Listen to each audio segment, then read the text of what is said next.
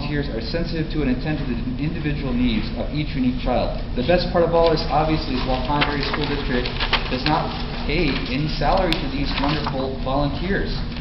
Our conclusion that we'd like to present to the Waupun Area School District Board tonight is please preserve these neighborhood schools in order to maintain the accessibility of these volunteers to assist in the educational needs of our children, which is the reason why we're all here tonight.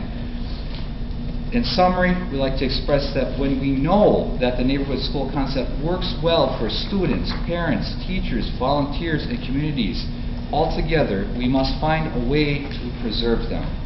Please do not eliminate Waupun Area School District's schools. An item which I'll very briefly touch upon is that the data, as Mr.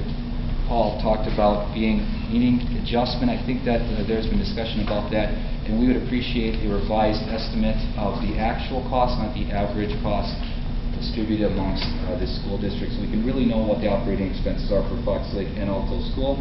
And briefly, I'll run on to the other items which we need to discuss.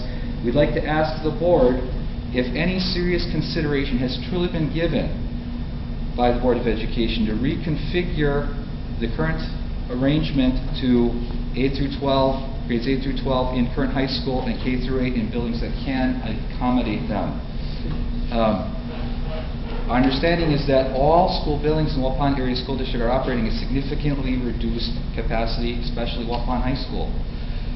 We'd like to ask if any serious consideration has been given to closing the school or schools which indeed require the most repair, which in our opinion is especially Jefferson Elementary.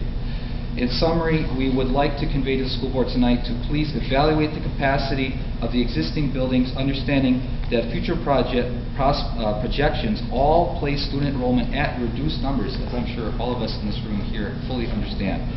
So please evaluate what we can do in existing buildings instead of closing neighborhood schools.